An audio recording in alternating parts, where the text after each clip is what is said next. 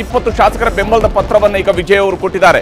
ರಾಜ್ಯಪಾಲರಿಗೆ 120 ಶಾಸಕರ ಬೆಂಬಲದ ಪತ್ರವನ್ನ ಲೋಕಭವನದಲ್ಲಿ ರಾಜ್ಯಪಾಲರಿಗೆ ತಲುಪಿಸಿದ್ದಾರೆ. ಬಹುಶಃ ಈಗ ರಾಜ್ಯಪಾಲರ ಎಲ್ಲ ರೀತಿಯಲ್ಲೂ ಕೂಡ ರಾಜ್ಯಪಾಲರು ಸ್ಯಾಟಿಸ್ಫೈ ಆಗಿದ್ದಾರಾ ಅನ್ನುವ ಪ್ರಶ್ನೆ.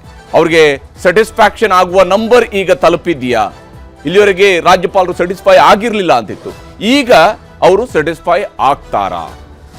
ಯಾಕಂದ್ರೆ ಈಗಾಗಲೇ ವಿಜಯ್ ಅವರು ಸರ್ಕಾರ ರಚನೆ ಮಾಡೋದಕ್ಕೆ ಹಕ್ಕು ಮಂಡನೆ ಮಾಡಿದ್ದಾರೆ. ರಾಜ್ಯಪಾಲರನ್ನ ಭೇಟಿಯಾಗಿ ವಿಜಯ್ ಈಗ ವಾಪಸ್ ತೆರಳುತ್ತಾ ಇದ್ದಾರೆ ಲೋಕಭವನದಿಂದ. 120 ಶಾಸಕರ ಬೆಂಬಲ, 107 TVK, Congress 5, CPM 2, CPI 2, IUML 2 ಎಲ್ಲ ಪಕ್ಷಗಳ ಬೆಂಬಲದ ಪತ್ರವನ್ನ ಈಗಾಗಲೇ ತಲುಪಿಸಲಾಗಿದೆ ರಾಜ್ಯಪಾಲರಿಗೆ.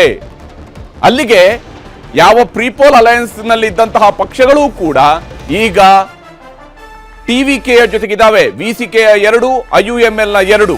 ಹಾಗಾಗಿ ಎಲ್ಲ ಪಕ್ಷಗಳು ಕೂಡ ಈಗ ತಮ್ಮ ಅಲಯನ್ಸ್ ಇಂದ ಹೊರಗಡೆ ಬಂದು ವಿಜಯ್ ಅವರಿಗೆ ಬೆಂಬಲ ಕೊಡ್ತಿದ್ದಾರೆ ಅನ್ನುವಂತಹ ಪತ್ರವನ್ನ ರಾಜ್ಯಪಾಲರಿಗೆ ತಲುಪಿಸಲಾಗಿದೆ. ಈ ಮೂಲಕ ತಮಿಳುನಾಡಿನಲ್ಲಿ ಈಗ ದಳಪತಿ ವಿಜಯ್ ಅವರು ಮುಖ್ಯಮಂತ್ರಿ ಆಗೋದನ್ನ ಯಾವ ಆಧಾರದಲ್ಲಿ, ಇಲ್ಲ ಪ್ರೀಪೋಲ್ ಅಲಯನ್ಸ್ ಅಲ್ಲಿ ಆ ಪಕ್ಷಗಳಿದ್ವು, ಹಾಗಾಗಿ ಅವರ ಬೆಂಬಲ ನಿಮಗೆ ಸಿಗುತ್ತೋ ಸಿಗಲ್ಲೋ ಅನ್ನುವಂತಹ ಡೌಟ್ಗಳು ಬಹುಶಃ ಈಗ ಕ್ಲಿಯರ್ ಆದಂತೆ ಗೋಚರಿಸ್ತಾ ಇದೆ. ಬಹಳ ಮುಖ್ಯವಾಗಿರುವಂಥದ್ದು, ಟಿವಿಕೆ ನೇತೃತ್ವದ ಸರ್ಕಾರ ಈಗ ರಚನೆ ಆಗೋದಿಕ್ಕೆ ಕಾಲ ಸನ್ನಿಹಿತ ಆದಂತೆ ಗೋಚರಿಸ್ತಾ ಇದೆ. ಲೋಕಭವನಕ್ಕೆ ತೆರಳಿರುವಂತಹ ವಿಜಯ್, ಮೊನ್ನೆಯಿಂದ ಅವರು ಲೋಕಭವನಕ್ಕೆ ಇದು 3ನೇ ಬಾರಿಗೆ ಹೋಗಿರುವಂಥದ್ದು. ಆದರೆ ಕಳೆದ 2 ಬಾರಿ ಹೋಗಿದ್ದಕ್ಕೂ ಇವತ್ತು ಹೋಗ್ತಿರೋದಕ್ಕೂ ಬಹಳ ವ್ಯತ್ಯಾಸ ಇದೆ. ಬಹುಶಃ ಸಂಜೆ 4:15ನೇ ಹೊರಡಬೇಕು ಅಂತ ಇದ್ರು, ಆದರೆ 4 ಗಂಟೆ 4:15ಗೆ ಹೋಗ್ಬೇಕು ಅಂತಿದ್ರು, ಹೋಗಿರ್ಲಿಲ್ಲ. 6 ಗಂಟೆಗೆ ಹೋಗ್ಬೇಕು ಅಂತಿದ್ರು, ಹೋಗಿರ್ಲಿಲ್ಲ. 6:30 ನಂತರ ಹೋಗಿದ್ದಾರೆ, ಕತ್ತಲಾದ ನಂತರ ಹೋಗಿದ್ದಾರೆ. ಕಾರ್ನಲ್ಲಿ ಹೋಗುವಾಗ ಎದುರುಗಡೆಯ ಸೀಟ್ನ ಲೈಟ್ ಅನ್ನು ಆನ್ ಮಾಡಿ, ಆ ಸ್ಪಾಟ್ ಲೈಟ್ ಅನ್ನು ಆನ್ ಮಾಡಿ ವಿಜಯ್ ಅವರು ವೆರಿ ಕ್ಲಿಯರ್ ಆಗಿ, ವಿಸಿಬಲ್ ಆಗಿ ಅವರ ಬೆಂಬಲಿಗರಿಗೆ, ರಸ್ತೆಯ ಇಕ್ಕಲಗಳಲ್ಲಿರುವಂತಹ ಬೆಂಬಲಿಗರಿಗೆ ಯಾವ ರೀತಿಯಲ್ಲಿ, ನೀವು ಬಹುಶಃ ಮರೆತಿರ್ಲಿಕ್ಕಿಲ್ಲ, ಜಯಲಲಿತಾ ಅವರು ತಮಿಳುನಾಡಿನಲ್ಲಿ ಯಾವುದೇ ಮಹತ್ವದ ನಿರ್ಧಾರಗಳ ಸಂದರ್ಭಗಳಲ್ಲಿ ಅವರು ಹೋಗ್ತಾ ಇದ್ದಂತಹ ಸಂದರ್ಭದಲ್ಲಿ ಯಾವ ರೀತಿಯಾಗಿ ಈ ರೀತಿಯಾಗುವಂತಹ ಲೈಟ್ ಅನ್ನ, ಸ್ಪಾಟ್ ಲೈಟ್ ಅನ್ನ ಹಾಕಿ ತಾವು ಒಳಗಡೆ ಕುಳಿತು ತನ್ನ ಬೆಂಬಲಿಗರಿಗೆ ಕೈ ಮುಗಿತಾ ಹೋಗ್ತಾ ಇದ್ರು, ಅದೇ ಸ್ವರೂಪದ ಶೈಲಿಯನ್ನು ನಾವಿಲ್ಲಿ ನೋಡ್ತಾ ಇದ್ವಿ. ಈ ಹಿಂದಿನ ಅವಧಿಗಳಲ್ಲಿ ಹಗಲಲ್ಲಿ ಅವರು ಬಂದಿದ್ರು, ಏನೋ ಕಾರ್ನ ಒಂದು ವಿಂಡೋವನ್ನ ಕೆಳಗೆ ಇಳಿಸಿ ಆ ಮೂಲಕವಾಗಿ ಹಗಲಲ್ಲಿ ಅವರು ನಮಸ್ಕಾರ ಮಾಡ್ತಾ ಬಂದಿದ್ರು. ಆದರೆ ಇವತ್ತು ಆ ಒಂದು ಲೈಟ್ ಹಾಕೊಂಡು ವಿಜಯ್ ಅವರು ಬಂದಿರುವಂತಹ ಸ್ಟೈಲ್ ಅನ್ನು ನಾವು ನೋಡ್ತಾ ಇದ್ವಿ. ಕಳೆದ 2 ಬಾರಿ ಬಂದಿದ್ದಕ್ಕೂ ಇವತ್ತು ಬಂದಿರೋದಕ್ಕೂ ಬಹಳ ಭಿನ್ನವಾಗಿ ಗೋಚರಿಸ್ತಾ ಇದ್ದಾರೆ. ಮತ್ತು ವಿಜಯ್ ಅವರಿಗೆ ಸ್ಪಷ್ಟವಾಗಿ ಈ ಬಾರಿ ತಾನು ಸರ್ಕಾರ ರಚನೆ ಮಾಡೋದಕ್ಕೆ ಅವಕಾಶ ಸಿಗುತ್ತೆ ಅಂತ ಹೇಳಿ 3 ಬಾರಿ ವಿಜಯ್ ಲೋಕಭವನದ ಬಾಗಿಲು ಬಡಿದಿದ್ದಾರೆ, ಅಲ್ಲಿಗೆ ಬಂದಿದ್ದಾರೆ, ಸರ್ಕಾರ ರಚನೆ ಮಾಡೋದಕ್ಕೆ ಅವಕಾಶವನ್ನ ಕೇಳಿದ್ದಾರೆ. ಇವತ್ತೀಗ 3ನೇ ಬಾರಿಗೆ ಅವಕಾಶವನ್ನ ಕೇಳಿದ್ದಾರೆ. ರಾಜ್ಯಪಾಲರಿಗೆ ಈಗ ತೃಪ್ತಿದಾಯಕವಾಗಿರುವಂತಹ ನಂಬರ್ ತಲುಪಿದೆಯಾ? 120 ಶಾಸಕರ ಬೆಂಬಲ, ಅದರೊಂದಿಗೆ ಈಗ ತಲುಪಿರುವಂತಹದ್ದು ರಾಜಭವನಕ್ಕೆ ವಿಜಯ್, ಜೋಸೆಫ್ ವಿಜಯ್ ಈಗ ತಮಿಳುನಾಡಿನ ಮುಖ್ಯಮಂತ್ರಿ ಆಗುವುದಕ್ಕಾಗಿ ಅಲ್ಲಿಯ ಲೋಕಭವನಕ್ಕೆ ತೆರಳಿ ರಾಜ್ಯಪಾಲರಿಗೆ ತಮ್ಮ 120 ಶಾಸಕರ ಬೆಂಬಲದ ಪತ್ರವನ್ನು ನೀಡಿದ್ದಾರೆ.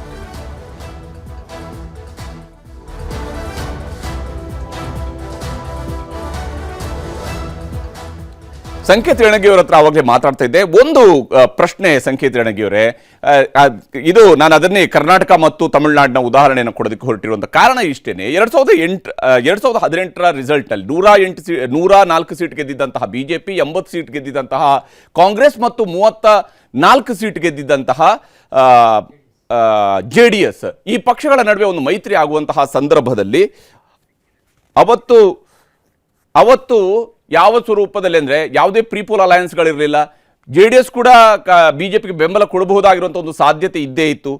ಹೀಗಿರುವಾಗ ಬಿಜೆಪಿಗೆ ಅವತ್ತು ಆಹ್ವಾನ ಕೊಟ್ಟರು. ಆದರೆ ಇಲ್ಲಿ ಎಲ್ಲವೂ ಕೂಡ, ಎಲ್ಲ ಪಕ್ಷಗಳು ಕೂಡ ಅಲಯನ್ಸ್ ಪಾರ್ಟ್ನರ್ಗಳೇ ಆಗಿದ್ದಾಗ ಹೇಗೆ ತರಾತುರಿಯಲ್ಲಿ ಅವಕಾಶ ಕೊಡುವಂಥದ್ದು ಕಾನೂನುಬದ್ಧವಾಗಿ ಸರಿಯಾಗಿರುತ್ತೆ ಅಂತ? ನೋಡಿ, ಪ್ರೀ ಪೋಲ್ ಅಲಯನ್ಸ್ ಇತ್ತು ಅಂತಂದ್ರೆ ಅದರಲ್ಲಿ ಲಾರ್ಜೆಸ್ಟ್ ಪಾರ್ಟಿ ಇತ್ತು ಅಂದ್ರೆ ಸಮಸ್ಯೆನೆ ಬರಲ್ಲ ಪ್ರೀಪೋಲ್ ಅಲಯನ್ಸ್ ನಂಬರ್ ಕೂಡಿದಾಗ. ಓಕೆ, ಈಗ ಪ್ರೀಪೋಲ್ ಅಲಯನ್ಸ್ ಏನೇನಿದೆ, ಎಐಡಿಎಂಕೆ ಮತ್ತು ಒಕ್ಕೂಟ, ಹೌದು, ಮತ್ತು ಡಿಎಂಕೆ ಮತ್ತು ಒಕ್ಕೂಟ, ಅವೆಲ್ಲ ಪ್ರೀಪೋಲ್ ಅಲಯನ್ಸ್. ಒಕ್ಕೂಟ ಅಂತಂದ್ರೆ ಪ್ರೀಪೋಲ್ ಅಲಯನ್ಸ್. ಎಲ್ಲ ಕೂಡಿದ್ರು ಕೂಡ ಅವು ಲಾರ್ಜೆಸ್ಟ್ ಪಾರ್ಟಿ ಆಗ್ತಾ ಇಲ್ಲ. No prepoll alliance, no party with prepoll alliance is having a single largest number. ಹಾಗಿದ್ದಾಗ ಸಿಂಗಲ್ ಲಾರ್ಜೆಸ್ಟ್ ನಂಬರ್ ಅಂದ್ರೆ ಟಿವಿಕೆ ಹೊರತಾಗಿ ಯಾರು ಇಲ್ಲ ಅಂದಾಗ ಇದು ಟಿವಿಕೆ ಅವರಿಗೆ ಕೊಡಬೇಕಾಗಿರುತ್ತೆ ಅವಕಾಶ. ಈಗಾಗಲೇ ರಾಜ್ಯಪಾಲರಿಂದ ಗ್ರೀನ್ ಸಿಗ್ನಲ್ ಕೂಡ ಸಿಕ್ಕಿದೆ. ನೆಹರು ಸ್ಟೇಡಿಯಂನಲ್ಲಿ ನಾಳೆ ಪ್ರಮಾಣ ವಚನ ಆಗ್ತಾ ಇದೆ. ನಾಳೆ ಪ್ರಮಾಣ ವಚನವನ್ನ ಸ್ವೀಕರಿಸಲಿದ್ದಾರೆ ದಳಪತಿ ವಿಜಯ್. ನಾಳೆ ಮುಖ್ಯಮಂತ್ರಿ ಆಗಿ ವಿಜಯ್ ಅವರು ಪ್ರಮಾಣ ವಚನವನ್ನ ಸ್ವೀಕರಿಸ್ತಾ ಇದ್ದಾರೆ. ಈ ಮೂಲಕ ತಮಿಳುನಾಡಿನಲ್ಲಿ ವಿಜಯ ಪರ್ವ ಶುರುವಾಗ್ತಾ ಇದೆ. ವಿಜಯ ತಿಲಕವನ್ನ ಈಗ ಕಡೆಗೂ ಸಿಕ್ಕಿದೆ, ವಿಜಯ ತಿಲಕ ಸಿಕ್ಕಿದೆ. ಚುನಾವಣೆಯಲ್ಲಿ ಜನ ಮ್ಯಾಂಡೇಟ್ ಅನ್ನು ಕೊಟ್ಟಿದ್ರು, ತೀರ್ಪನ್ನು ಕೊಟ್ಟಿದ್ರು, ಸಿಂಗಲ್ ಲಾರ್ಜೆಸ್ಟ್ ಪಾರ್ಟಿಯಾಗಿ ತೀರ್ಪನ್ನು ಕೊಟ್ಟರು. ಪೂರ್ಣ ಬಹುಮತ ಸಿಗಲಿಲ್ಲ. ಕಡೆಗೂ ತನ್ನ ಮಿತ್ರರನ್ನ ಕೂಡಿಸಿಕೊಂಡು ನಾಳೆ ಈಗ ವಿಜಯ್ ಪ್ರಮಾಣ ವಚನವನ್ನ ಸ್ವೀಕರಿಸ್ತಾ ಇದ್ದಾರೆ. ನೆಹರು ಸ್ಟೇಡಿಯಂನಲ್ಲಿ ಪದಗ್ರಹಣ ಸಮಾರಂಭ ನಡೆಯಲಿದೆ.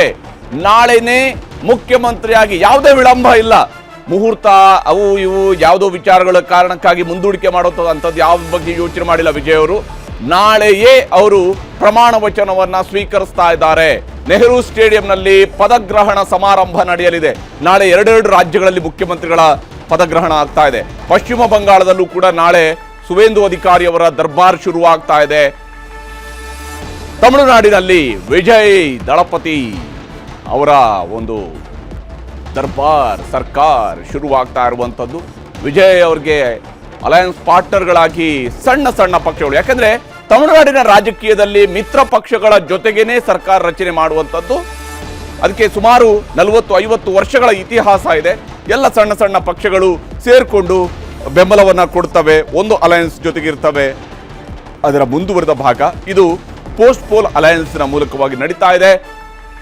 ವಿಜಯ್ ಅವರ ಪಕ್ಷಕ್ಕೆ ಕಾಂಗ್ರೆಸ್ ಮುಂಚೂಣಿಯಲ್ಲಿ ನಿಂತು ಸಪೋರ್ಟ್ ಅನ್ನು ಕೊಡ್ತು. ಅಷ್ಟೇ ಅಲ್ಲದೆ ಎಡ ಪಕ್ಷಗಳು ಸಿಪಿಐ ಮತ್ತು ಸಿಪಿಎಂ, ವಿಸಿಕೆ ಮತ್ತು IUML ಅಂದ್ರೆ ಡಿಎಂಕೆ ಜೊತೆಗಿದ್ದಂತಹ ಎಲ್ಲ ಮಿತ್ರರು ಕೂಡ ಈಗ ತಮ್ಮ ಕ್ಯಾಂಪ್ ಅನ್ನ ಶಿಫ್ಟ್ ಮಾಡಿದ್ದಾರೆ ವಿಜಯ್ ಕಡೆಗೆ.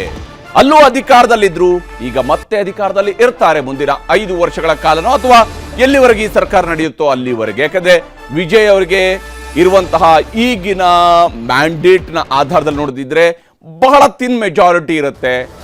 ಇದನ್ನ ಸಂಪೂರ್ಣವಾದಂತಹ ಸುಭದ್ರ ಸರ್ಕಾರವನ್ನು ನಡೆಸ್ಕೊಂಡು ಹೋಗೋದಕ್ಕೆ ಹೇಗೆ ಸಾಧ್ಯ ಆಗುತ್ತೆ ಅನ್ನೋಂಥದ್ದು ಕೂಡ ಬಹಳ ನಿರ್ಣಾಯಕ ಆಗುತ್ತೆ. ವಿಜಯ್ ಅವರು ತೆಗೆದುಕೊಳ್ಳಬಹುದಾಗಿರುವಂತಹ ತೀರ್ಮಾನಗಳು, ತನ್ನ ಬೆಂಬಲಿಗರನ್ನ ಅಥವಾ ತನ್ನ ಗೆಳೆಯರನ್ನ, ಮಿತ್ರ ಪಕ್ಷಗಳನ್ನ ಅವರು ನಡೆಸಿಕೊಳ್ಳುವಂತಹ ರೀತಿ, ಇವುಗಳೆಲ್ಲದರ ಆಧಾರದ ಮೇಲೆ ಈ ಸರ್ಕಾರ ಮುಂದುವರಿಬಹುದು.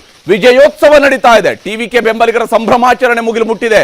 ಯಾವಾಗ ಗ್ರೀನ್ ಸಿಗ್ನಲ್ ಸಿಕ್ತು, ಈ ಕಡೆ ಪಟಾಕಿಗಳಿಗೆ ಬೆಂಕಿ ಹಚ್ಚಿದ್ದಾರೆ. ಆಲ್ರೆಡಿ ಪಟಾಕಿಗಳ ಸಂಭ್ರಮ, ಪಟಾಕಿಗಳ ಅಬ್ಬರ ಇವೆಲ್ಲವೂ ಕೂಡ ಚೆನ್ನೈನ ಬೀದಿಗಳಲ್ಲಿ, ಅಲ್ಲಿಯ ರಸ್ತೆಗಳಲ್ಲಿ ಈಗ ಮೊಳಗ್ತಾ ಇರುವಂಥದ್ದು.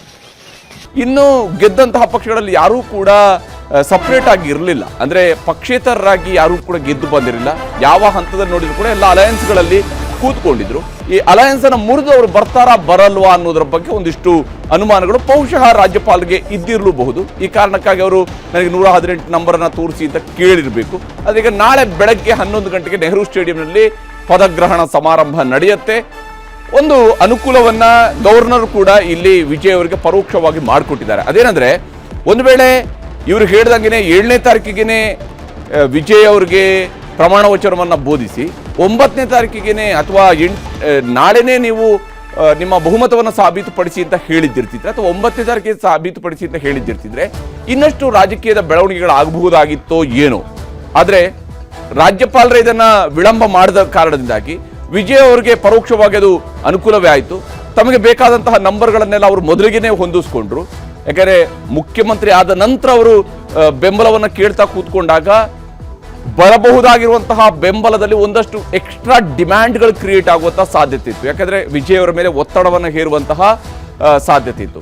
ಆದರೆ ರಾಜ್ಯಪಾಲರ ನಡೆ ಒಂದು ರೀತಿಯಂತಹ ಸಾಂವಿಧಾನಿಕ ಒತ್ತಡದ ಸ್ಥಿತಿಯನ್ನು ಕ್ರಿಯೇಟ್ ಮಾಡಿತು. ಈ ಸಂದರ್ಭದಲ್ಲಿ ಎಡಪಕ್ಷಗಳು ಬಹಳ ಸುಲಭವಾಗಿ ವಿಜಯ್ ಕಡೆಗೆ ಬಂದ್ರು. ನೋಡಿ, ವಿಜಯ್ ಅವರು ಇವತ್ತು ರಾಜಭವನಕ್ಕೆ ಹೋಗಿ ಬಂದ ಮೇಲೆ, ಲೋಕಭವನಕ್ಕೆ ಹೋಗಿ ಬಂದ ಮೇಲೆ ಸಿಪಿಐ ಕಚೇರಿಗೆ ಹೋಗಿದ್ದಾರೆ. ಸಿಪಿಐನ ಕಚೇರಿಗೆ ಹೋಗಿ ಆ ಪಕ್ಷದ ಏನು ಆಲ್ರೆಡಿ ಅವರ ಬೆಂಬಲವನ್ನು ಪಡ್ಕೊಂಡು ಬಂದಿದ್ರು. ಆದರೆ ಆ ಪಕ್ಷದ ಕಚೇರಿಗೆ ಹೋಗೋದ್ರ ಮೂಲಕವಾಗಿ ನೀವು ನಮ್ಮ ಸ್ನೇಹಿತರು ಇನ್ನು ಮುಂದೆ ಅನ್ನುವಂಥ, ಅಂದರೆ ನಿಮ್ಮ ಮನೆಗೆ ನಾನು ಬರೋದಕ್ಕೆ ನನಗೆ ಯಾವುದೇ ಮುಚ್ಚುಮರೆ ಇಲ್ಲ, ಮುಜುಗರ ಇಲ್ಲ, ನಾನು ನಿಮ್ಮ ಮನೆಗೂ ಬರೋದಕ್ಕೆ ರೆಡಿ ಇದ್ದೀನಿ, ಹಾಗೆ ನಿಮ್ಮ ಪಕ್ಷದ ಕಚೇರಿಗೂ ನಾನು ಬಂದೀನಿ, ನಾವು ಜೊತೆಯಾಗಿ ಹೋಗೋಣ ಅನ್ನುವ ಸಂದೇಶವನ್ನು ಸ್ಪಷ್ಟವಾಗಿ ಮೂಡಿಸಿದ್ದಾರೆ. ಮತ್ತು ಆ ಮೂಲಕವಾಗಿ ತನ್ನ ಮಿತ್ರ ಪಕ್ಷಕ್ಕೆ ಒಂದು ವಿಶ್ವಾಸವನ್ನು ಮೂಡಿಸಿದ್ದಾರೆ. ನೀವು ನಮ್ಮ ಜೊತೆಗೆ ಕಡೆ ತನಕ ಇರಬೇಕು ಅನ್ನೋದ್ರ ನಿಟ್ಟಿನಲ್ಲಿ ಎಡಪಕ್ಷಗಳು ತಮ್ಮದೇ ಆದಂತಹ ಸೈದ್ಧಾಂತಿಕ ಕಾರಣಗಳಿಗಾಗಿ ಆ ಒಂದು ಸೈದ್ಧಾಂತಿಕ ಬದ್ಧತೆಯನ್ನು ಬಹುತೇಕ ಎಡಪಕ್ಷದ ಶಾಸಕರು ಹೊಂದಿರ್ತಾರೆ. ಈ ಕಾರಣಕ್ಕಾಗಿ ಎಡಪಕ್ಷದ ಶಾಸಕರ ವಿಶ್ವಾಸವನ್ನು ಅದೇ ಸ್ವರೂಪದಲ್ಲಿ ತೆಗೆದುಕೊಂಡು ಹೋಗುವಂತಹ ಪ್ರಯತ್ನಕ್ಕೆ ವಿಜಯ್ ಅವರು ಮುಂದಾಗಿರುವಂಥ ಸ್ಪಷ್ಟ ಇದೆ. ಟಿವಿಕೆ ಬೆಂಬಲಿಗರು ಪಟಾಕಿ ಸಿಡಿಸಿ ಸಂಭ್ರಮಿಸ್ತಾ ಇದ್ದಾರೆ. ಮೊನ್ನೆ ಒಂದು ವಿಜಯೋತ್ಸವ ಆಯಿತು 4ನೇ ತಾರೀಕಿಗೆ, ಆದರೆ ಇವತ್ತು ಅಸಲಿ ದೀಪಾವಳಿನೇ ಶುರುವಾಗಿದೆ ತಮಿಳುನಾಡಿನ ಪಾಲಿಗೆ. ಅಲ್ಲಿಯ ಪೊಂಗಲ್, ಅಲ್ಲಿಯ ದೀಪಾವಳಿ ಎಲ್ಲವೂ ಕೂಡ ಇವತ್ತೇನೆ ಆರಂಭ ಆದಂತೆ ಗೋಚರಿಸ್ತಾ ಇದೆ. ಆ ಸ್ವರೂಪದಲ್ಲಿ ಪಟಾಕಿಗಳನ್ನು ಸಿಡಿಸ್ತಾ ಇದ್ದಾರೆ ಬೆಂಬಲಿಗರು. ಟಿವಿಕೆಯ ಬೆಂಬಲಿಗರು ಸಂಭ್ರಮಾಚರಣೆಯಲ್ಲಿ ತೊಡಗಿದ್ದಾರೆ. ಹೊಸ ಸ್ವರೂಪದ ರಾಜಕಾರಣ, ಹೊಸ ನಾಯಕರನ್ನು ಒಳಗೊಂಡಿರ್ತಕ್ಕಂತಹ ರಾಜಕಾರಣ ಈಗ ಅಲ್ಲಿ ರೂಪುಗೊಳ್ತಾ ಇರುವಂಥದ್ದು. ಯಾಕಂದರೆ ಆಲ್ರೆಡಿ 6 ಬಾರಿ ಗೆದ್ದವರು, 7 ಬಾರಿ ಗೆದ್ದವರು, 10 ಬಾರಿ ಗೆದ್ದವರು, 3 ಬಾರಿ ಗೆದ್ದವರು ಅನ್ನುವಂತಹ ಶಾಸಕರ ಬದಲಿಗೆ ಇದೊಂದು ರೀತಿಯಂಥ ಹೊಸ ಮಾದರಿಯ ಬಹುತೇಕರು ಆಲ್ಮೋಸ್ಟ್ 70-80% ಅಲ್ಲಿ ಗೆದ್ದು ಬಂದಿರತಕ್ಕಂಥ ಮೊದಲ ಬಾರಿಗೆ ಗೆದ್ದು ಬಂದಂಥವರು ಶಾಸಕರುಗಳಿರ್ತಕ್ಕಂತಹ ಒಂದು ಪಕ್ಷ. ಅಲ್ಲಿಯೂ ಕೂಡ ಅಣ್ಣಾ DMK ಇಂದ ಬಿಟ್ಟು ಬಂದಿರತಕ್ಕಂತಹ ನಾಯಕರುಗಳಿದ್ದಾರೆ, ಹಿರಿಯ ನಾಯಕರುಗಳು ಅಂಥವರು ಕೂಡ ವಿಜಯ್ ಅವ್ರ ಜೊತೆಗೆ ಇದ್ದಾರೆ. ಆದರೆ ಅಥವಾ ರಾಜಕೀಯವಾಗಿ DMK ಜೊತೆಗೆ ಸುದೀರ್ಘ ಕಾಲದ ಒಡನಾಟ ಹೊಂದಿದಂಥವರು, ಅಣ್ಣಾ DMK ಜೊತೆಗೆ ಸುದೀರ್ಘ ಒಡನಾಟ ಹೊಂದಿದಂಥವರು ಇಂಥವರು ಕೂಡ ವಿಜಯ್ ಅವರ ಪಕ್ಷಕ್ಕೆ ಸೇರ್ಕೊಂಡಿದ್ದಾರೆ. ಆದರೆ ಬಹುತೇಕರು ಮೊದಲ ಬಾರಿಯ ಶಾಸಕರು, ವಿಶೇಷವಾಗಿ ವಿಜಯ್ ಅವರು ಕೂಡ ಮೊದಲ ಬಾರಿಯ ಶಾಸಕ. CPI ಕಚೇರಿಗೆ ಹೋಗಿ ಆ ಪಕ್ಷದ ನಾಯಕರುಗಳನ್ನು ಅವರುಗಳಿಗೂ ಕೂಡ ಶಾಲು ಹೊದಿಸಿ ಅವ್ರನ್ನ ಗೌರವಿಸೋದ್ರ ಮೂಲಕ ಅವರ ವಿಶ್ವಾಸವನ್ನು ಪಡೆಯುವಂಥದ್ದು, ವಿಶ್ವಾಸ ಮತ್ತು ಸಾಬೀತಿಗೂ ಮುಂಚಿತವಾಗಿಯೇ ಅವರ ವಿಶ್ವಾಸವನ್ನು ಪಡ್ಕೊಳ್ಳುವಂತಹ ಪ್ರಯತ್ನಕ್ಕೆ ವಿಜಯ್ ಅವರು ಕೂಡ ಮುಂದಾಗಿದ್ದಾರೆ. ಈ ಮೂಲಕ ತಾನು ಒಂದು ಮೈತ್ರಿಯನ್ನು ಚೆನ್ನಾಗಿ ನಿಭಾಯಿಸಿಕೊಂಡು ಹೋಗಬಲ್ಲೆ, ನಾನೊಬ್ಬ ಸಿನಿಮಾ ನಟನಾಗಿ ನನ್ನದೇ ಆದಂತಹ ವ್ಯವಸ್ಥೆ ಒಳಗಡೆ ನಾನಿದ್ದೆ, ಹಾಗೆಂತೇಳಿ ನಾನು ನನ್ನ ಮಿತ್ರ ಪಕ್ಷಗಳವರ ಜೊತೆಗೆ ಬೆರೆಯೋದಕ್ಕೆ ನನಗೇನು ಮುಜುಗರ ಇಲ್ಲ, ನಾನು ಆರಾಮಾಗಿ ನಿಮ್ಮ ಜೊತೆ ಕೂಡ ಬೆರಿತೀನಿ, ನಿಮ್ಮನ್ನು ನನ್ನ ಜೊತೆಗೆ ಕರ್ಕೊಂಡು ಹೋಗ್ತೀನಿ ಅನ್ನುವಂತಹ ಒಂದು ಸಂದೇಶವನ್ನು ಇಲ್ಲಿ ವಿಜಯ್ ಅವರು ನೀಡಿರುವಂಥದ್ದು ಸ್ಪಷ್ಟವಾಗಿ ಗೋಚರಿಸ್ತಾ ಇದೆ. CPI ಕಚೇರಿಗೆ ಅವರು ನೇರವಾಗಿ ಲೋಕಭವನದಿಂದ ಅವರು CPI ಕಚೇರಿಗೆ ಹೋದರು. ಅಲ್ಲಿ ಅವರ ಒಂದು ಗೌರವವನ್ನು ಸಲ್ಲಿಸಿ ಆ ಪಕ್ಷದ ಬೆಂಬಲವನ್ನು ಪಡ್ಕೊಂಡಿದ್ದಾರೆ. ರಾಜ್ಯಪಾಲರನ್ನು ಕೂಡ ಬಹಳ ಸೌಹಾರ್ದಯುತವಾಗಿ ಅವರನ್ನು ಕೂಡ ಮಾತನಾಡಿಸ್ಕೊಂಡು ಅವರ ಬೆಂಬಲವನ್ನು ಕೂಡ ಪಡ್ಕೊಂಡು ಅವರ ಅನುಮತಿಯನ್ನು ಪಡ್ಕೊಂಡು ನಾಳೆ ಸರ್ಕಾರ ರಚನೆಯನ್ನು ಮಾಡ್ತಾ ಇದ್ದಾರೆ ದಳಪತಿ ವಿಜಯ್. ಈ ಮೂಲಕ ತಮಿಳುನಾಡಿನಲ್ಲಿ ವಿಜಯೋತ್ಸವ ನಡೀತಾ ಇದೆ, ವಿಜಯ ಪರ್ವ ಶುರುವಾಗ್ತಾ ಇದೆ. ವಿಜಯ ತಿಲಕದೊಂದಿಗೆ ಲೋಕಭವನದಿಂದ ಹೊರಟಿದ್ದಾರೆ ದಳಪತಿ ವಿಜಯ್. ತಮಿಳುನಾಡಿನ ರಾಜಕೀಯದಲ್ಲಿ MGR ನಾಯಕ ನಟನಾಗಿ ಬಹಳ ದೊಡ್ಡದಾದಂತಹ ಮೇರು ನಟನಾಗಿ ಬೆಳೆದಂಥವರು ಮತ್ತು ಆ ಸೂಪರ್ ಸ್ಟಾರನ್ನು ಅಷ್ಟೇ ಪ್ರೀತಿಯಿಂದ ಅಲ್ಲಿನ ಜನ ಮುಖ್ಯಮಂತ್ರಿ ಗದ್ದುಗೆಯಲ್ಲಿ ಕೂರಿಸಿದ್ರು. ಅದಾದ ನಂತರ ಸಿನಿಮಾದ ನಂಟನ್ನು ಹೊಂದಿದಂಥ, ಅದಕ್ಕಿಂತ ಪೂರ್ವದಲ್ಲಿ ಮತ್ತು ಅದರ ನಂತರವೂ ಕೂಡ ಸಿನಿಮಾದ ಜೊತೆಗಿನ ನಂಟನ್ನು ಹೊಂದಿದಂತಹ ಕರುಣಾನಿಧಿಯವರು ಕೂಡ ಅಲ್ಲಿಯ ರಾಜಕಾರಣದ ಒಳ ಹೊರಗುಗಳನ್ನು ಬಹಳ ಅದ್ಭುತವಾಗಿ ಅರ್ಥ ಮಾಡಿಕೊಂಡು ಅಲ್ಲಿಯ ಸಿನಿಮಾ ಮತ್ತು ರಾಜಕಾರಣ ಎಲ್ಲವನ್ನೂ ಕೂಡ ಅರ್ಥ ಮಾಡ್ಕೊಂಡೇ ಅವರು ರಾಜಕಾರಣವನ್ನು ನಡೆಸ್ಕೊಂಡು ಬಂದರು. ಜಯಲಲಿತಾ ಇನ್ನೊಬ್ಬ ಸೂಪರ್ ಸ್ಟಾರ್ ತಮಿಳು ಚಿತ್ರರಂಗದ್ದು, ಅವರು MGR ಅವರ ಉತ್ತರಾಧಿಕಾರಿಯಾಗಿ ಸುದೀರ್ಘ ರಾಜಕಾರಣವನ್ನು ಮಾಡಿದರು. ಹಾಗೆಯೇ ಈಗ ಹೊಸ ಶಕೆ ಆರಂಭ ಆಗಿದೆ, ಹೊಸ ಸ್ವರೂಪದ ರಾಜಕಾರಣ ಶುರುವಾಗಿದೆ. ದ್ರಾವಿಡ ಪಕ್ಷಗಳ ಬಹುತೇಕ ಸಿದ್ಧಾಂತಗಳನ್ನು ಟಿವಿಕೆ ಪರೋಕ್ಷವಾಗಿ ಒಪ್ಪಿಕೊಂಡೇನೆ. ಯಾಕಂದರೆ ತಮಿಳುನಾಡಿನ ವಿಚಾರಗಳಿಗೆ ಸಂಬಂಧಪಟ್ಟಂತೆ ಟಿವಿಕೆ ತನ್ನದೇ ಆದಂತಹ ನಿಲುವುಗಳನ್ನು ಏನು ಹೇಳ್ಕೊಂಡು ಬಂದಿದೆ, ಅದರೆಲ್ಲವೂ ಕೂಡ ಅವರ ಸಿದ್ಧಾಂತಗಳನ್ನು ಅವರು ಬಹುತೇಕ ದ್ರಾವಿಡ ಪಕ್ಷಗಳ ಸಿದ್ಧಾಂತವನ್ನೇ ಹೋಲುತ್ತೆ. ಆದರೆ ಟಿವಿಕೆ ಒಂದು ಹೊಸ ಸ್ವರೂಪದ ರಾಜಕಾರಣವನ್ನು ಮಾಡೋದಕ್ಕೆ ಹೊರಟಿದೆ. ಭ್ರಷ್ಟಾಚಾರವನ್ನು ಮಾಡಲ್ಲ ಅಂತೇಳಿ ತನ್ನ ಶಾಸಕರ ಹತ್ರ ಪ್ರಮಾಣ ವಚನವನ್ನು ತೆಗೆದುಕೊಂಡಿದ್ದಾರೆ. ಅದು ಕಾರ್ಯರೂಪಕ್ಕೆ ಬರಬೇಕಾಗತ್ತೆ.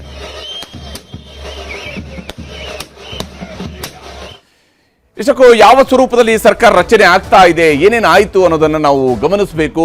3ನೇ ಬಾರಿ ಗವರ್ನರ್ ಅವರನ್ನ ಭೇಟಿಯಾಗಿ ದಳಪತಿ ವಿಜಯ್ ಅವರು ಸರ್ಕಾರ ರಚನೆಗೆ ಸಂಬಂಧಪಟ್ಟಂತೆ ರಾಜ್ಯಪಾಲರಿಂದ ಅನುಮತಿಯನ್ನು ಪಡ್ಕೊಂಡಿದ್ದಾರೆ. ರಾಜ್ಯಪಾಲರು ಕೇಳಿದಂತಹ ಪ್ರಶ್ನೆಗಳಿಗೆ ಉತ್ತರವನ್ನು ಕೊಟ್ಟಿದ್ದಾರೆ. ಲೋಕಭವನಕ್ಕೆ ತೆರಳಿ ಗವರ್ನರ್ ಅರಳೇಕರ್ ಅವರನ್ನ ಭೇಟಿಯಾಗಿದ್ದಾರೆ. ಅವ್ರನ್ನ ಭೇಟಿಯಾಗಿ ತನ್ನ ಪಕ್ಷಕ್ಕೆ ಇರತಕ್ಕಂತಹ ಬೆಂಬಲಿಗರು ಯಾರ್ಯಾರು, ಎಷ್ಟು ಸಂಖ್ಯೆ ನನ್ನ ಜೊತೆಗೆ ಇದೆ ಅನ್ನೋದನ್ನು ತೋರಿಸಿದ್ದಾರೆ. 120 ಶಾಸಕರ ಬೆಂಬಲ ಇರುವಂಥದ್ರ ಬಗ್ಗೆ ಗವರ್ನರ್ ಅವರಿಗೆ ಮನವರಿಕೆ ಮಾಡಿಕೊಡುವಂತಹ ಪ್ರಯತ್ನವನ್ನ ವಿಜಯ್ ಅವರು ಮಾಡಿದ್ದಾರೆ. ಮತ್ತು ಈ ಮೂಲಕವಾಗಿ ಟಿವಿಕೆಗೆ CPI, CPIM, VCK ಮತ್ತು IUML ನ ಬೆಂಬಲವೂ ಕೂಡ ಸೇರ್ಕೊಂಡಿದೆ ಅನ್ನೋದನ್ನ ಅವರು ತಿಳಿಸಿದ್ದಾರೆ. ಇವೆಲ್ಲ ಪಕ್ಷಗಳು ಸೇರಿದಾಗ ಒಟ್ಟು 8 ಸಂಖ್ಯಾಬಲ ಸೇರುತ್ತೆ. ಇದರ ಜೊತೆಗೇನೆ ಕಾಂಗ್ರೆಸ್ ಕೂಡ ಆಯಿತು. ಹೀಗಾಗಿ ಶಾಸಕರ ಸಹಿಯುಳ್ಳಂತಹ ಬೆಂಬಲ ಪತ್ರವನ್ನ ಕೊಟ್ಟು ಹಕ್ಕು ಮಂಡನೆಯನ್ನು ಮಾಡಿದ್ದಾರೆ. ಇನ್ನು ರಾಜ್ಯಪಾಲರಿಗೂ ಕೂಡ ಯಾವುದೇ ರೀತಿಯಂಥ ಅವಕಾಶಗಳು ಇರೋದಿಲ್ಲ. ಯಾಕಂದರೆ ನನ್ನ ಮುಂದೆ ನೀವು ಅವ್ರನ್ನೆಲ್ಲ ಕರ್ಕೊಂಡು ಒಂದು ಪರೇಡ್ ಮಾಡಿ ಅಂತ ಕೇಳೋದಕ್ಕಾಗಲ್ಲ. ಅವ್ರು ಕೇಳೋದಕ್ಕೆ ಸಾಧ್ಯ ಆಗುವಂಥದ್ದು ಬೆಂಬಲದ ಪತ್ರ ಮಾತ್ರ. ಆ ಪತ್ರವನ್ನು ಅವರು ಕೊಡಲಾಗಿದೆ, ಅವರಿಗೆ ಪ್ರಾಥಮಿಕವಾಗಿ ಮನವರಿಕೆ ಮಾಡಿಕೊಡಲಾಗಿದೆ. ನಮ್ಮ ಪಕ್ಷಕ್ಕೆ ಇಷ್ಟು ಬೆಂಬಲ ಇದೆ ಅನ್ನೋದನ್ನು ತಿಳಿಸಲಾಗಿದೆ. ನಾಳೆಯೇ ಪ್ರಮಾಣ ವಚನಕ್ಕೆ ಅವಕಾಶ ಕೊಡಬೇಕು ಅನ್ನೋಂತಹ ಮನವಿಯನ್ನು ಕೂಡ ಮಾಡ್ಕೊಂಡ್ರು. ಯಾಕಂದರೆ ವಿಳಂಬ ಮಾಡುವಂಥದ್ರ ಅಗತ್ಯತೆ ಇಲ್ಲ ಅಂತ ಹೇಳಿ.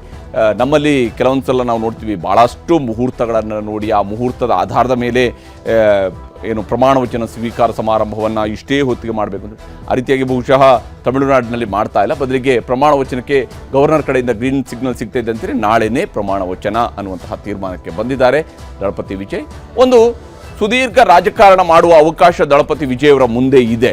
ಆದರೆ ವಿಜಯ್ ಅವರು ಹೇಗೆ ರಾಜಕಾರಣವನ್ನು ಮಾಡಿಕೊಂಡು ಹೋಗ್ತಾರೆ ಅನ್ನೋದರ ಮೇಲ್ಗಡೆ ಇದೆಲ್ಲವೂ ಕೂಡ ನಿರ್ಧರಿತ ಆಗುವಂಥದ್ದು. ಈ ಮೊದಲ ಬಾರಿಯ ಪ್ರಯತ್ನ ಸಂದರ್ಭದಲ್ಲಿ ಅವರಿನ್ನೂ ಕೂಡ ಅನ್ಟೆಸ್ಟೆಡ್ ಲೀಡರ್, ಅವರು ಯಾವುದೇ ಪರೀಕ್ಷೆಗೆ ಒಳಗಾಗದಂತಹ ನಾಯಕ. 107 ಸೀಟ್ಗಳು ವಿಜಯ್ ಅವರು 2 ಕಡೆಯಲ್ಲಿ ಗೆದ್ದಿರೋದನ್ನು ಸೇರಿದ್ರೆ 108 ಸೀಟ್ ಆಗುತ್ತೆ. ಒಂದು ಸೀಟಿಗೆ ಅವರು ರಾಜೀನಾಮೆಯನ್ನು ಕೊಡಬೇಕಾಗುತ್ತೆ. ಆ ಸೀಟ್ ವೇಕೆಂಟ್ ಆಗುತ್ತೆ. ಬಹುಶಃ TVKಯಲ್ಲಿ ಗೆಲ್ಲಬಹುದು. ಆವಾಗ ಅವ್ರಿಗೆ ಮತ್ತೆ 108 ಸೀಟ್ ಬರ್ಬೋದು. ಸದ್ಯಕ್ಕೆ ಅವರು 107 ಸೀಟ್ ಇದ್ದಾರೆ. 5 ಸೀಟ್ಗಳು ಕಾಂಗ್ರೆಸ್ನ ಕಡೆಯಿಂದ ಬಂದಿರುವಂಥದ್ದು. ಅಲ್ಲಿಗೆ ಅದು 112 ಆಗಿತ್ತು.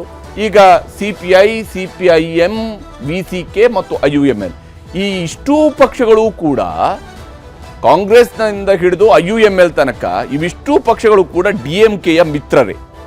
ಅಣ್ಣಾ DMK ಯಾವುದೇ ಮಿತ್ರ ಪಕ್ಷಗಳು ಕೂಡ ಈ ಕಡೆಗೆ ಬಂದಿಲ್ಲ. ಅಷ್ಟೂ ಜನ DMKಯ ಮಿತ್ರರು ಅಧಿಕಾರದಲ್ಲಿ ಇದ್ದಂಥವರು ಕಳೆದ 5 ವರ್ಷಗಳ ಕಾಲ ಅವರೆಲ್ಲರೂ ಕೂಡ TVKಯ ಕಡೆಗೆ ತಮ್ಮ ದೋಣಿಯನ್ನು ಬದಲಿಸಿದ್ದಾರೆ. ಗೆಲುವಿನ ದೋಣಿಯ ಕಡೆಗೆ ಅವರು ಹತ್ತಿದ್ದಾರೆ. ಆ ಮೂಲಕ TVKಯ ನಂಬರ್ ಈಗ 120ಕ್ಕೆ ತಲುಪಿದೆ. ಸೊ ಸುಭದ್ರ ಸರ್ಕಾರ, ಸರಳ ಬಹುಮತದ ಸರ್ಕಾರ, ಆಡಳಿತಕ್ಕೆ ಬರೋದಕ್ಕೆ ಯಾವುದೇ ವಿಘ್ನಗಳು ಇಲ್ಲ. ಈ ಪಕ್ಷಗಳ ಕಂಡೀಷನ್ಗಳು ಏನೇನಿದ್ದಾವೆ, ಯಾರೆಲ್ಲ ಮಂತ್ರಿಗಳಾಗಬೇಕಾಗಿದೆ, ಏನು ಕತೆ, ಇದು ನಿರ್ಧಾರ ಆಗಬಹುದು, ಮುಂದೆ ಬರಬಹುದು, ಆ ವಿಚಾರಗಳು ಬರಬಹುದು. ಎಷ್ಟು ಮಟ್ಟಿಗೆ ಅವರಿಗೆ ಮಂತ್ರಿ ಸ್ಥಾನ ಸಿಗುತ್ತೆ, ಎಷ್ಟು ಜನರನ್ನ ಮಂತ್ರಿಗಳನ್ನಾಗಿ ಮಾಡ್ತಾರೆ, ಕಾಂಗ್ರೆಸ್ಗೆ ಎಷ್ಟು ಮಂತ್ರಿ ಸ್ಥಾನ. ಕಾಂಗ್ರೆಸ್ ಅಫ್ಕೋರ್ಸ್ ಅದಂತೂ ಇಲ್ಲಿ ಮಂತ್ರಿಗಳಾಗೋದಕ್ಕೆ ಕಾಂಗ್ರೆಸ್ ನಾಯಕರುಗಳು ಕೂಡ ತುದಿಗಾಲಲ್ಲಿ ಇದ್ದಾರೆ. ಅವರು ಇಲ್ಲೂ ಕೂಡ ಮಂತ್ರಿಗಳಾಗಿ ಅಧಿಕಾರದಲ್ಲಿ ಮುಂದುವರಿಬಹುದು. 3 ಬಾರಿ ಭೇಟಿ ಕೊಟ್ಟರು. 3 ಬಾರಿ ಕೂಡ 3 ಸ್ವರೂಪದಲ್ಲಿ ವಿಜಯ್ ಅವರು ಬಂದಿದ್ರು. 2 ಬಾರಿ ಹಗಲಿನಲ್ಲಿನೇ ಅವರು ಟ್ರಾವೆಲ್ ಮಾಡಿದ್ರು. ಆ ಕಾರ್ನಲ್ಲಿ ಬರುವಂತಹ ಸಂದರ್ಭದಲ್ಲಿ ತನ್ನ ಸೀಟ್ನ ಪಕ್ಕದ ಗ್ಲಾಸನ್ನು ಕೆಳಗಿಳಿಸಿ ಜನರಿಗೆ ಕೈ ಮುಗಿತಾ ರಸ್ತೆ ಉದ್ದಕ್ಕೂ ಕೂಡ ವಿಜಯ್ ಅವರು ಬಂದಿದ್ದಂಥದ್ದನ್ನು ನಾವು ಗಮನಿಸಿದ್ವಿ.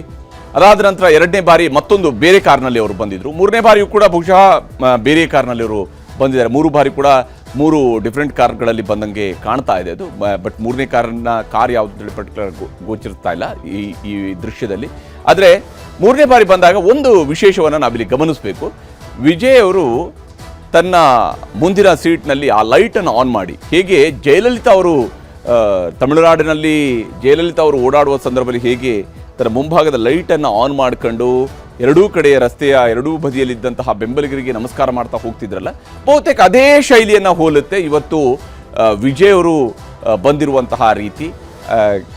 ಅಲ್ಲಿಗೆ ಆ ಸ್ಪಾಟ್ ಲೈಟನ್ನು ಹಾಕ್ಕೊಂಡು ಕತ್ತಲಾದ ಮೇಲೆ ಅವರು ಬಂದ ಕಾರಣದಿಂದಾಗಿ ಭಾಳ ಆರಾಮಾಗಿ ಎರಡೂ ಕಡೆಗೂ ಕೂಡ ಜನರಿಗೆ ಕೈ ಮುಗಿತಾ, ಯಾಕಂದ್ರೆ ಅವ್ರಿಗೆ ಗೊತ್ತಿದೆ ಅವರ ಬೆಂಬಲಿಗರು ಅವರ ಮನೆಯಿಂದ ಹಿಡಿದು ರಾಜಭವನದವರೆಗೂ ಕೂಡ ನಿಂತಿದ್ದಾರೆ. ಅವರು ಮೊನ್ನೆಯಿಂದ ಕಾಯ್ತಾ ಇದ್ದಾರೆ ವಿಜಯ್ ಯಾವಾಗ ಮುಖ್ಯಮಂತ್ರಿ ಆಗ್ತಾರೆ, ಯಾವಾಗ ನಮಗೆ 8 ಗ್ರಾಮ್ ಚಿನ್ನ ಸಿಗುತ್ತೆ ಅಂತ ಹೇಳಿ. ಯಾಕಂದ್ರೆ 8 ಗ್ರಾಮ್ ಚಿನ್ನ ಬೇರೆ ಅವರು ಅನೌನ್ಸ್ ಮಾಡಿ ಹೇಳಿದ್ದಾರೆ, ಭರವಸೆಯಲ್ಲಿ ಹೇಳಿದ್ದಾರೆ. 8 ಗ್ರಾಮ್ ಚಿನ್ನ ಕೊಡ್ತೀನಿ ಅಂತ ಹೇಳಿದ್ದಾರೆ, ರೇಷ್ಮೆ ಸೀರೆ ಕೊಡ್ತೀನಿ ಅಂತ ಹೇಳಿದ್ದಾರೆ, 2,000 ರೂಪಾಯಿ ಕೊಡ್ತೀನಿ ಅಂತ ಹೇಳಿದ್ದಾರೆ, 6 ಸಿಲಿಂಡರ್ ಕೊಡ್ತೀನಿ ವರ್ಷಕ್ಕೆ ಅಂತ ಹೇಳಿದ್ದಾರೆ.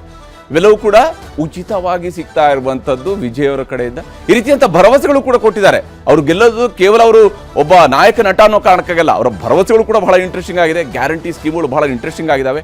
ಇವುಗಳ ಕಾರಣಕ್ಕಾಗಿಯೇ ಅವರು ಗೆಲುವನ್ನು ದಾಖಲಿಸಿಕೊಂಡು ಬಂದಿದ್ದಾರೆ, ಅತಿ ದೊಡ್ಡ ಪಕ್ಷವಾಗಿ ಹೊರಹೊಮ್ಮಿದ್ದಾರೆ. ನಮ್ಮ ಪ್ರತಿನಿಧಿ ಕೃಷ್ಣ ಈಗ ನಮ್ಮ ಜೊತೆಗೆ ನೇರ ಸಂಪರ್ಕದಲ್ಲಿ ಚೆನ್ನೈನಿಂದ ಜಾಯ್ನ್ ಆಗಿದ್ದಾರೆ. ಕೃಷ್ಣ, ಯಾವ ಸ್ವರೂಪದ ಪರಿಸ್ಥಿತಿ ಈಗ ಇಲ್ಲಿ ಇರುವಂಥದ್ದು? ವಿಶೇಷವಾಗಿ ನಾವು ಚೆನ್ನೈನಲ್ಲಿ ಎರಡು ರೀತಿಯ ದೃಶ್ಯಗಳನ್ನು ಬೆಳಗ್ಗೆಯಿಂದ ನೋಡ್ತಾ ಇದ್ವಿ. ಒಂದು ಆಕ್ರೋಶದ ದೃಶ್ಯ, ಈಗ ಸಂಭ್ರಮಾಚರಣೆಯ ದೃಶ್ಯ.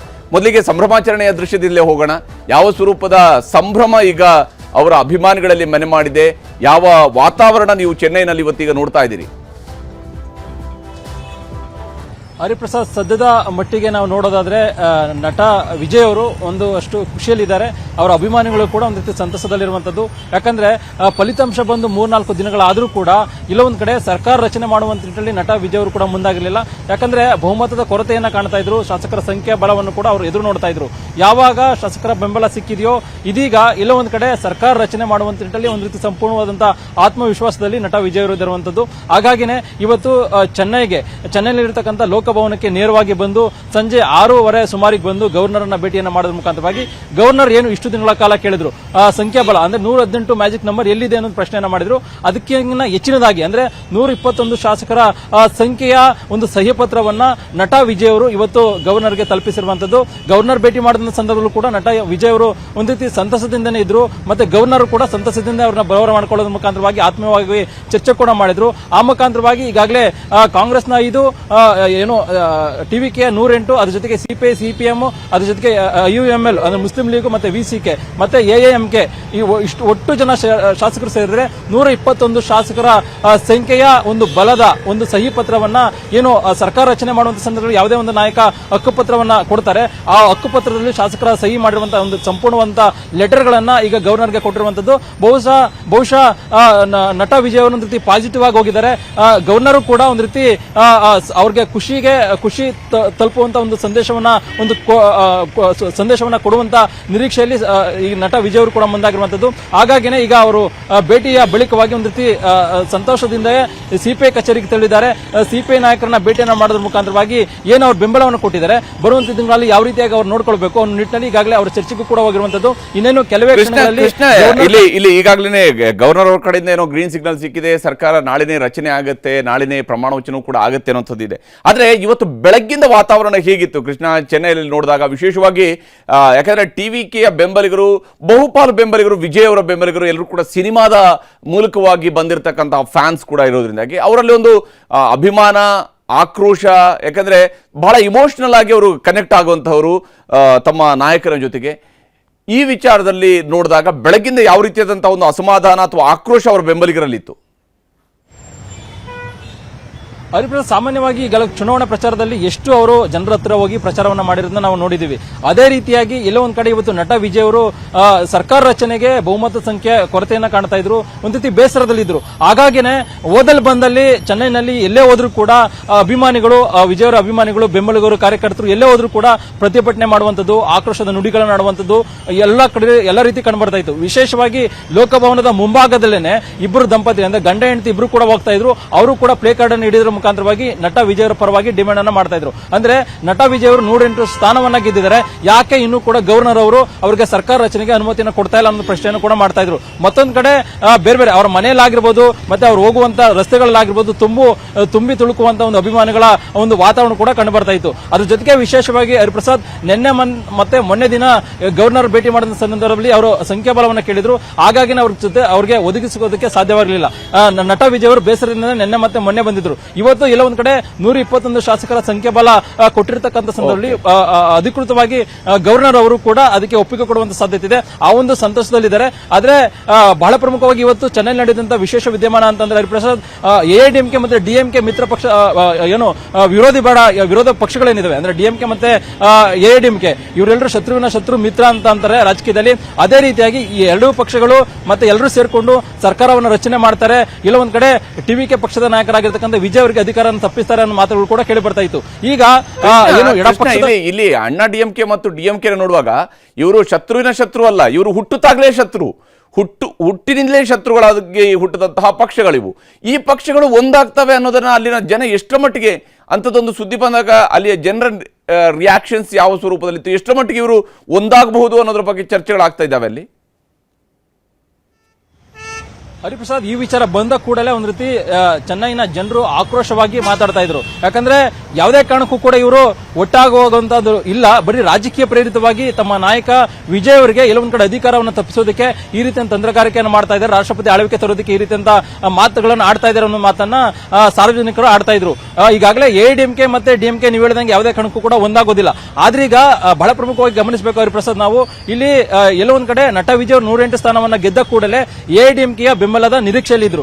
ಯಾವಾಗ ಅವರು ಕಾಂಗ್ರೆಸ್ ಶಾಸಕರ ಬೆಂಬಲವನ್ನು ತೆಗೆದುಕೊಂಡು ಎಡಪಕ್ಷದ ಶಾಸಕರ ಬೆಂಬಲ ಸಿಗುತ್ತೆ ಅನ್ನೋ ಒಂದು ನಡೆಯಲ್ಲಿ ಸರ್ಕಾರ ರಚನೆಗೆ ಮುಂದಾದ್ರು. ಅದಕ್ಕೋಸ್ಕರವಾಗಿಯೇ ಎಐಡಿಎಂಕೆ ನಾಯಕರು ತಂತ್ರಗಾರಿಕೆಯನ್ನು ಮಾಡೋದ್ರ ಮುಖಾಂತರವಾಗಿ ತಮ್ಮ ಶಾಸಕರನ್ನ ರೆಸಾರ್ಟ್ಗೆ ಶಿಫ್ಟ್ ಮಾಡಿದ್ರು. ಮತ್ತೆ ಡಿಎಂಕೆ ಎಲ್ಲೊಂದ್ ಕಡೆ ತಮ್ಮ ಪರವಾಗಿ ನಿಲ್ಲುತ್ತೆ ಅನ್ನೋ ಒಂದು ವಿಶ್ವಾಸದಲ್ಲಿದ್ರು. ಅದೇ ಡಿಎಂಕೆ ಅವರು ಯಾವುದೇ ಕಾರಣಕ್ಕೂ ಕೂಡ ಎಐಡಿಎಂಕೆ ಹೋಗುವಂತ ನಿಟ್ಟಿನಲ್ಲಿ ನಿರ್ಧಾರವನ್ನ ಮಾಡಿಲ್ಲ. ಹರಿಪ್ರಸಾದ್, ಮುಖ್ಯವಾಗಿ 1 ವರ್ಷಗಳ ಕಾಲ ಸರ್ಕಾರದ ಟಿವಿಕೆ ಪಕ್ಷದ ನಾಯಕ ವಿಜಯ್ ಅವರು ಯಾವ ರೀತಿ ಆಡಳಿತ ನಡೆಸ್ತಾರೆ ಅದರ ಆಧಾರದ ಮೇಲೆ 1 ವರ್ಷಗಳ ಬಳಿಕವಾಗಿ ಅಂದ್ರೆ ಹನಿಮೂನ್ ಪೀರಿಯಡ್ ಅನ್ನುವಂಗೆ 6 ತಿಂಗಳು ನೋಡಿಕೊಂಡು 1 ವರ್ಷವನ್ನ ನೋಡಿಕೊಂಡು ಅಂತಿಮವಾಗಿ ತಮ್ಮ ಮುಂದಿನ ಕಾರ್ಯತಂತ್ರವನ್ನ ಮಾಡುವಂತ ನಿಟ್ಟಿನಲ್ಲೂ ಕೂಡ ಈಗಾಗಲೇ ಎಐಡಿಎಂಕೆ ಮತ್ತು ಡಿಎಂಕೆ ಮುಂದಾಗಿರುವಂತದ್ದು. ಮತ್ತೊಂದು ಕಡೆ ನಟ ವಿಜಯ್ ಅವ್ರಿಗೂ ಕೂಡ ಒಂದು ರೀತಿ ಆತಂಕ ಮನೆ ಮಾಡಿರುವಂತದ್ದು. ಯಾಕಂದ್ರೆ ಈಗಾಗಲೇ ಎಡಪಕ್ಷಗಳ ಶಾಸಕರು ಬೆಂಬಲವನ್ನು ಕೊಟ್ಟಿದ್ರು ಕೂಡ ಒಂದು ಡಿಮ್ಯಾಂಡ್ ಅನ್ನು ಇಟ್ಟಿದ್ದಾರೆ ಅವರು. ನಾವು ಕೇವಲವಾಗಿ ಸರ್ಕಾರದ ಭಾಗವಾಗಿರೋದಿಲ್ಲ, ಡಿಎಂಕೆ ಮಿತ್ರ ಪಕ್ಷಗಳಾಗಿರ್ತೀವಿ, ರಾಜ್ಯದ ವಿಚಾರ ಬಂದಂತ ಸಂದರ್ಭದಲ್ಲೂ ಕೂಡ ನಾವು ಅವರು ಡಿಎಂಕೆ ಹೇಳಿದಂಗೆ ನಾವು ಕೇಳ್ತೀವಿ, ಈಗ ನಾವು ಕೇವಲವಾಗಿ ಬಾಹ್ಯ ಬೆಂಬಲವನ್ನು ಮಾತ್ರ ಕೊಡ್ತೀವಿ ಅನ್ನೋ ಮಾತನ್ನು ಹೇಳಿದ್ದಾರೆ. ಹಾಗಾಗಿ ನಟ ವಿಜಯ್ ಅವರು ಆತಂಕದಲ್ಲೇ ಈಗಾಗಲೇ ಪ್ರಮಾಣ ವಚನ ಸ್ವೀಕರಿಸಬೇಕಾದಂತಹ ಪರಿಸ್ಥಿತಿ ಬರಬಹುದು. ಅದೇನಿದ್ರು ಕೂಡ ಗವರ್ನರ್ ಇನ್ನೇನು ಒಪ್ಪಿಗೆ ಕೊಡುವಂತ ನಿರೀಕ್ಷೆಯಲ್ಲಿ ಇದೀಗ ನಟ ವಿಜಯ್ ಅವರು ಕಾಯ್ತಾ ಇರುವಂತದ್ದು. ಹರಿಪ್ರಸಾದ್, ಓಕೆ, ಧನ್ಯವಾದ ಕೃಷ್ಣ ತಮ್ಮೆಲ್ಲ ಅಪ್ಡೇಟ್ಸ್ಗಾಗಿ. ಬಹಳ ಮುಖ್ಯವಾಗಿ ಇದು ಒಂದು ಇಂಟ್ರೆಸ್ಟಿಂಗ್ ಆಗಿರುವಂತಹ ಪಾಯಿಂಟ್ ಅಂದ್ರೆ ಸಿಪಿಐ ಕೊಟ್ಟಿರುವಂತಹ ಬಹಿರಂಗ ಬೆಂಬಲ ಅನ್ನುವಂಥ, ಅಂದ್ರೆ ಔಟ್ಸೈಡ್ ಸಪೋರ್ಟ್, ನಾವು ಸರ್ಕಾರದ ಭಾಗ ಆಗೋದಿಲ್ಲ, ಸರ್ಕಾರದ ಹೊರಗಡೆ ಇರ್ತೀವಿ ಅಂತ ಹೇಳಿ. ಇದೇನಾದ್ರೂ ಆಗಿರುವಂತ ಕಾರಣಕ್ಕಾಗಿನೇ ನೇರವಾಗಿ ಅವರ ಆಫೀಸ್ಗೆ ಹೋಗಿ ಬಂದಿದ್ದಾರೆ ಈಗ ವಿಜಯ್ ಅವರು. ಆ ಮೂಲಕ ನೀವು ನಮ್ಮನ್ನ ಬಿಟ್ಟು ಇನ್ನು ಹೋಗಕ್ಕೆ ಆಗೋದಿಲ್ಲ, ನೀವು ನಮ್ಮ ಜೊತೆಗೆ ಇರಲೇಬೇಕಾಗತ್ತೆ, ನೀವು ಒಪ್ಕೊಂಡಿದ್ದೀರಿ, ಇನ್ನು ನಾವು ಒಪ್ಕೊಳ್ಳೇಬೇಕು ಅನ್ನುವಂತಹ ರೀತಿಯಲ್ಲಿ ರಾಜಕೀಯದ ದಾಳವನ್ನು ಉಳಿಸೋ ಕೆಲಸವನ್ನ ವಿಜಯ್ ಅವರು ಕೂಡ ಮಾಡಿದ್ದಾರೆ. ಬಹುತೇಕ ಸರ್ಕಾರವನ್ನು ನಿಭಾಯಿಸ್ಕೊಂಡು ಹೋಗ್ಬೇಕನ್ನುವಂಥ ದೊಡ್ಡ ಜವಾಬ್ದಾರಿ ಅವ್ರ ಮೇಲೆ ಇದೆ. ಅಲ್ಲಿಯ ವಿಚಾರವನ್ನು ನೋಡಿ, ಹೇಗೆ ಜಯಲಲಿತಾ ಅವರು ಹಿಂದೆ ಕಾರಲ್ಲಿ ಹೋಗ್ತಾ ಇದ್ದ ಸಂದರ್ಭದಲ್ಲಿ ವಿಜಯ್ ಅವರು ಹೊರಗಡೆ ನಿಂತು ಅವರಿಗೆ ನಮಸ್ಕರಿಸ್ತಾ ಇದ್ದಂತಹ ರೀತಿಯನ್ನು ಕೂಡ ನಾವಿಲ್ಲಿ ಗಮನಿಸಬಹುದು. ಜಯಲಲಿತಾ ಅವರು ಇವತ್ತು ಹೇಗೆ ನಟ ವಿಜಯ್ ಅವರು ಲೋಕಭವನಕ್ಕೆ ಹೋಗಿ ತಾನು ಸರ್ಕಾರ ರಚನೆಗೆ ಅವಕಾಶವನ್ನ ಕೇಳಿಕೊಂಡು ಸರ್ಕಾರ ರಚನೆಗೆ ಒಪ್ಪಿಗೆಯನ್ನು ಪಡ್ಕೊಂಡು ಬಂದಿದ್ದಾರೋ ಅದೇ ಸ್ವರೂಪದ ದೃಶ್ಯವನ್ನು ನಾವಿಲ್ಲಿ ನೋಡ್ತಾ ಇದ್ವಿ. ಆದ್ರೆ ಅಲ್ಲಿ ವಿಜಯ್ ಹೊರಗಡೆ ಇದ್ರು, ಒಳಗಡೆ ತಮಿಳುನಾಡಿಗರು ಕರೀತಾ ಇದ್ದಂತಹ ಅಮ್ಮ ಜಯಲಲಿತಾ ಅವರು ಇದ್ರು, ಅವರು ಕೂಡ ಅದೇ ರೀತಿಯ ಸ್ಪಾಟ್ಲೈಟ್ ಹಾಕೊಡ್ತಿದ್ರು. ಇಲ್ಲಿ ಇವರು ಕೂಡ ಇವತ್ತು ಅದೇ ಸ್ಪಾಟ್ಲೈಟ್ ಹಾಕೊಂಡು ಹೋಗಿದ್ದಾರೆ. ರಾಜಕೀಯದಲ್ಲಿ ಈ ಸ್ಪಾಟ್ಲೈಟ್ ಯಾವ ಸ್ವರೂಪದಲ್ಲಿ ಮುಂದುವರಿಯುತ್ತೆ, ಹೇಗೆ ಜನರಿಗೆ ಕೊಟ್ಟಿರುವಂತಹ ಅಭಿಮಾನಿಗಳು ಈಗ ವೋಟ್ ಹಾಕಿದ್ದಾರೆ, ಆದರೆ ಅವರು ಕೊಟ್ಟಂತಹ ಭರವಸೆಗಳು, ಆಡಳಿತಗಾರನಾಗಿ ವಿಜಯ್ ಹೇಗೆ ಯಶಸ್ಸಾಗ್ತಾರೆ. ಜಯಲಲಿತಾ ದೊಡ್ಡ ಯಶಸ್ಸನ್ನ ತಮಿಳುನಾಡಿನ ಮಟ್ಟಿಗೆ ಪಡೆದಿದ್ರು ರಾಜಕೀಯವಾಗಿ, ಅದೇ ಯಶಸ್ಸು ವಿಜಯ್ಗೂ ಸಿಗುತ್ತಾ ಅಂತೇಳಿ ನೋಡಬೇಕಾಗಿದೆ. ಇದಾಗಿತ್ತು ಉತ್ತರ ಪಂಚಾಯಿತಿ. ನಮಸ್ಕಾರ.